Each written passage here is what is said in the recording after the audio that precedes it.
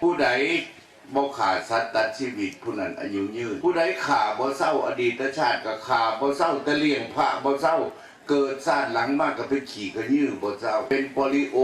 ขาเป๋ง่อยเปียเสียขาดิพวกขาสัตว์หลายลังเถื่อขาชาติดีล่ะขาหมูบ่เศร้าขาไก่บ่เศร้าหมูก็แห้งย่องกูมาหวานมึงกูบ่ทนกินตัวอย่างเลยก็เผาแต่มึงสปอร์ตแท้ความเลยบ่พวกเลี้ยงหมูดังปึงย่ามเลี้ยงพระเด็กเอ้ยขาหมูขาไก่เลี้ยงเขาเบิดบุญก็มีอยู่บุญให้ก็ผ่าบาปก็มีน้ำกันได้ไงเกิดชาติหลังมากก็รวยอยู่ได้แต่ว่าหันผสมประกอบมือก็ต้องแรงจริงๆผู้ลังคนก็ไปขี่ก็ยื้อว่าเศร้าแล้วว่าแต่ฝนตก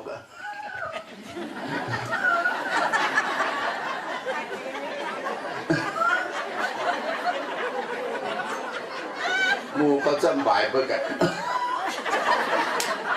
ว่าได้ผัวน้ำเขาดอกข้าจะขี่ก็ยื้ออีห่านี่นั่นแหละนั่นขาดสัตว์หลายพระพุทธเจ้าบอกว่านี่ถึงบทได้ใหญ่บ่ให้ขาดสัตว์ตัดชีวิตพวกได้ขาดหลายๆเกิดสัตว์หลังมาก